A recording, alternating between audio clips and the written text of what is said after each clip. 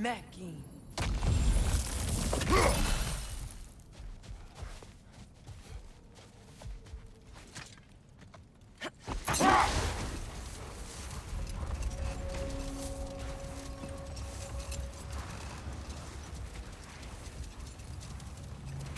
I remember when Freya and I traveled to this realm as children. The desert was healthy and full of life back then. I can't help but fear that era has ended for good and our efforts here are futile. It's a fair concern. Healing this land will take more than a pair of singing Halfgrifa. But I have to believe in the long run, we're doing right by Alfheim. Well, best we start looking for a way underground. Keep a lookout for a cave!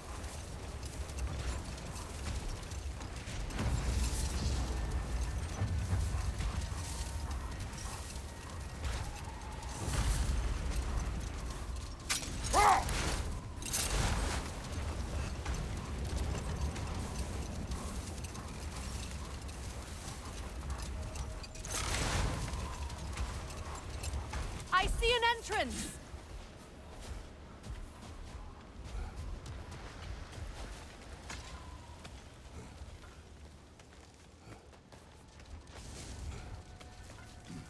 Freya never saw how poorly these lands fared in his absence, did he? He would appreciate our efforts out here. Aye. Hearing the Song of the Sands again is a rare privilege. Even if it's only a solo act. Or a duet, once this Hofstupa is free.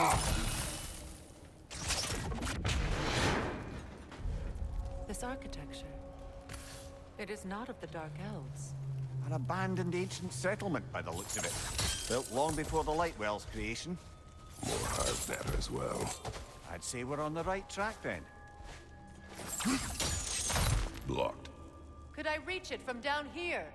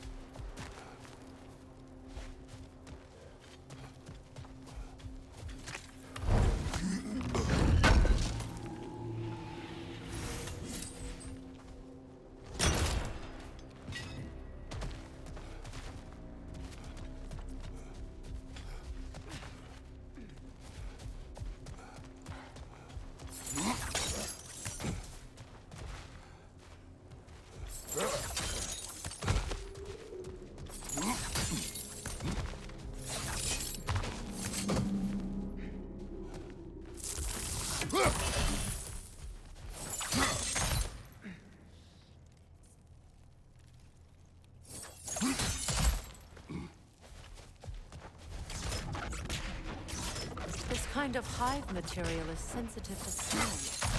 How odd.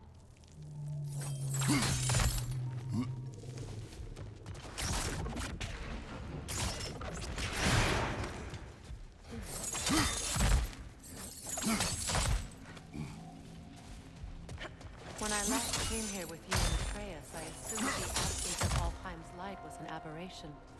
I didn't realize it was covered by hive matter. Aye. And as far as the Dark Elves are concerned, it's that light column in the center of the temple that's the aberration. Just look at how old some of these surfaces are. Far older than the Lightwell, or even our trapped Halfgrifa for that matter. That's quite the empathetic perspective, Mimir. Well, dangle from a burly god's backside for a few winters, and you'll find yourself looking for all sorts of new perspectives.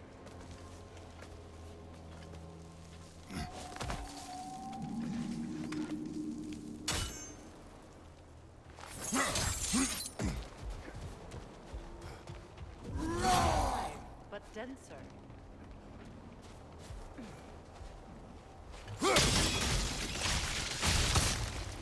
Well, there you go. Another wretch! To the left! Behind you!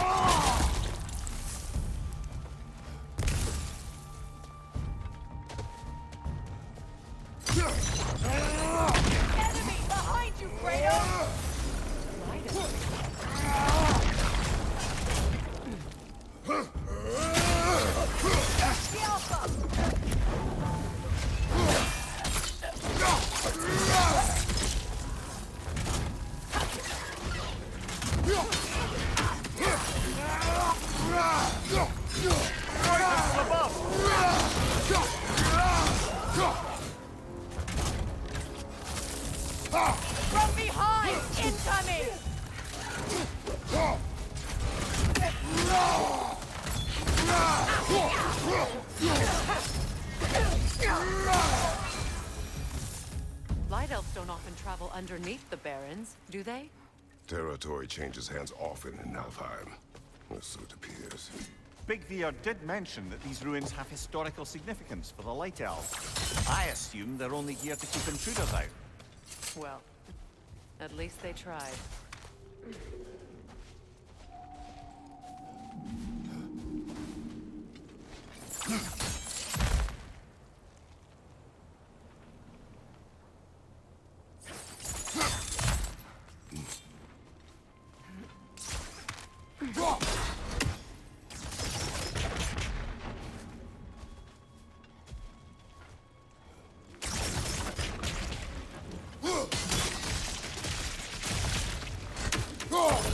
Good eye.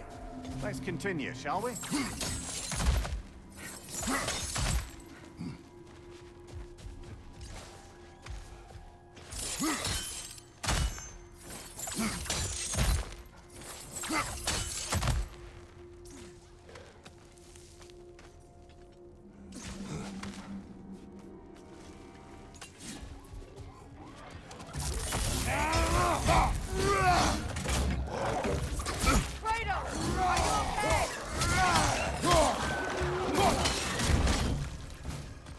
Left flank!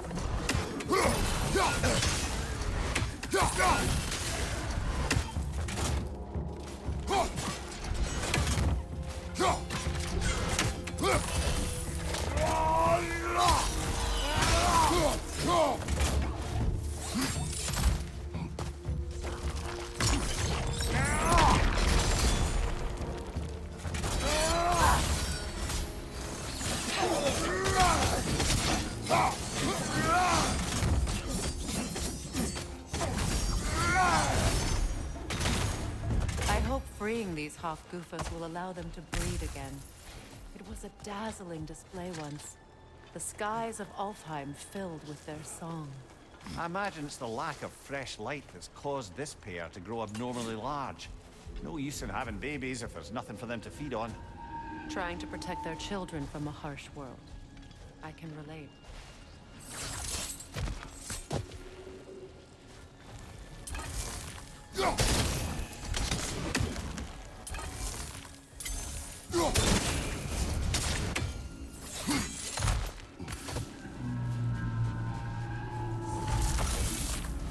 I wonder if these two comprehend the choice they must make free. What choice do you speak of? The life cycle of the Hofgufa. In order to breed, they must pass on their light to their children. Without light, they will die. I suppose that's all any of us can hope for in the end. That our death has purpose. That we can live on through our children. Given another chance, I know what choice I would make.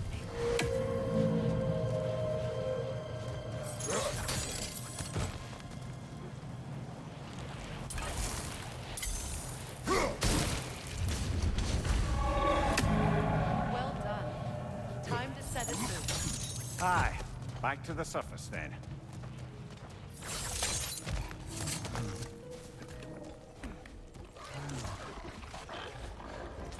Behind you! Watch out!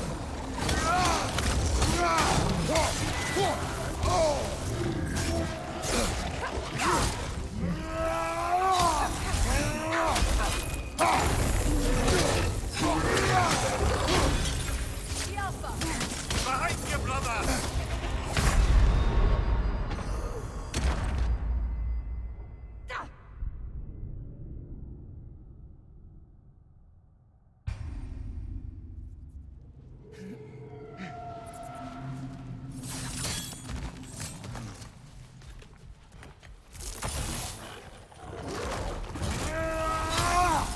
Behind you! Look out!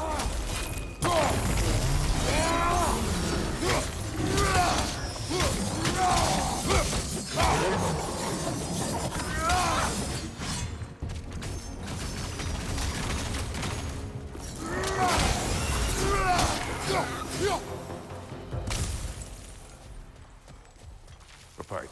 Used in many of Freyr's blessings, I imagine.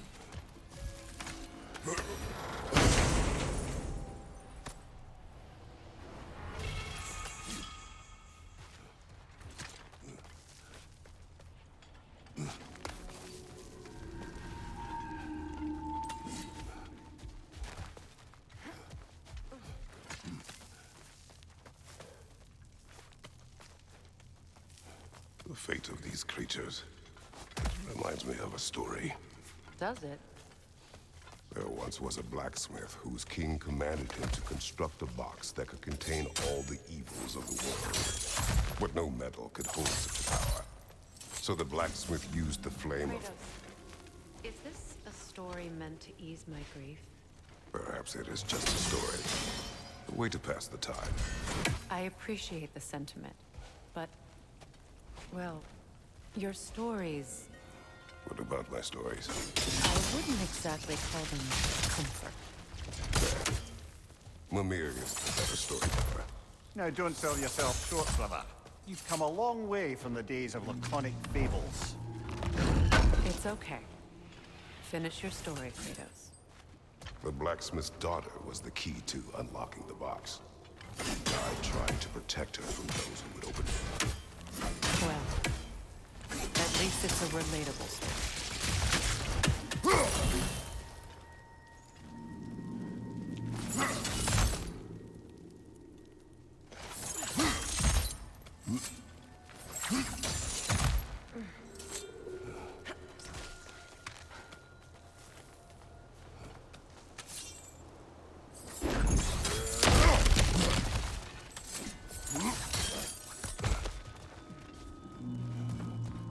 It appears we've overstayed our welcome in Alfheim.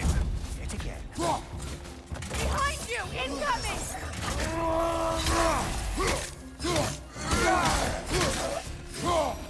Time to end this storm.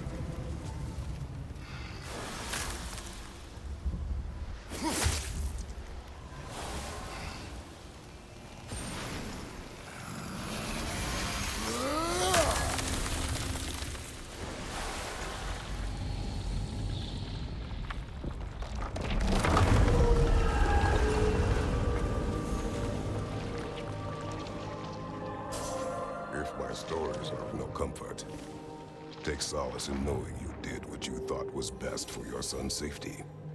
Even these creatures know. There is little choice for a parent. You are not alone. I'm not, am I? And now neither are they.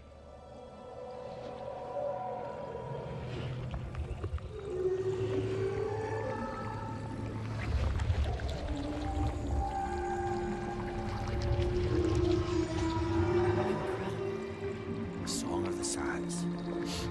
Wow. Didn't know I could get misty. It's beautiful.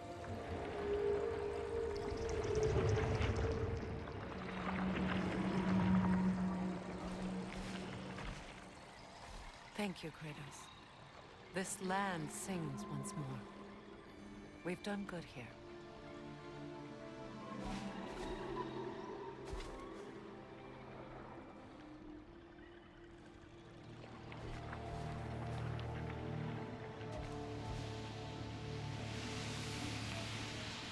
No rush to leave yet, is there?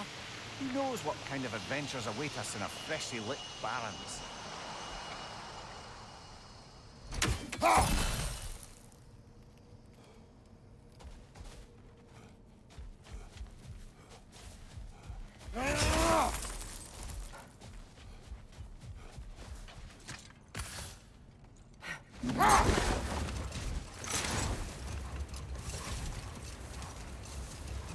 A light elf statue in the desert.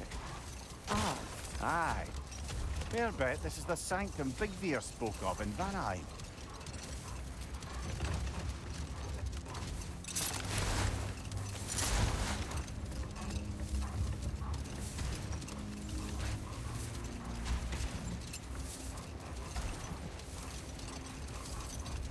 Freya, returning to the story of your brother, you said he made it his mission to find the source of Bifrost's light.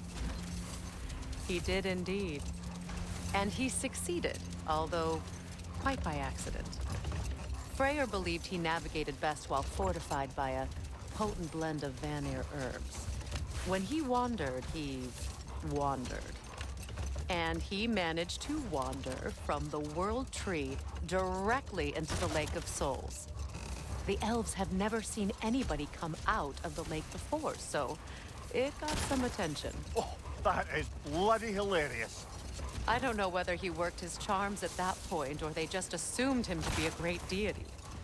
But of course, he hadn't made this journey in search of responsibility, so he didn't stick around long. Still, the legend of his manifestation was passed along through the ages. It even endured after the Great Division, remembered by light and dark elf alike.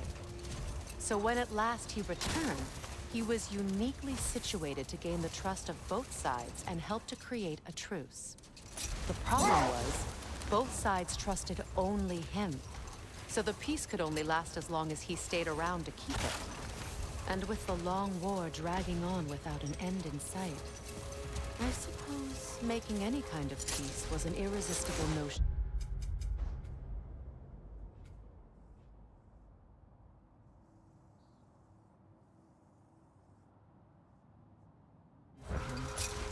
Even if it meant having to rule.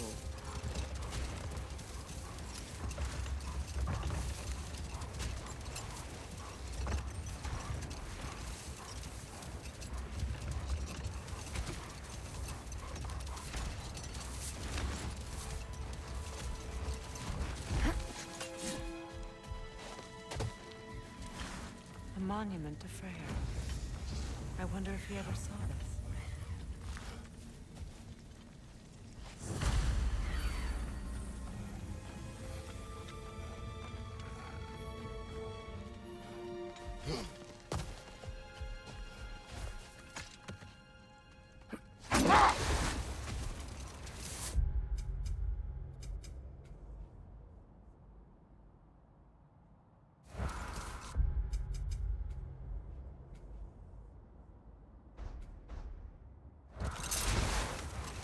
Freya, when Hildisvini went to Helheim, how did he not freeze to death? A perk of the Jofer. The boar-shifting warriors of Vanaheim, as wise in statecraft as they are deadly on the battlefield. So they may shift into whatever form they like. Sure, so long as the only two shapes they'd like to shift into are human and boar.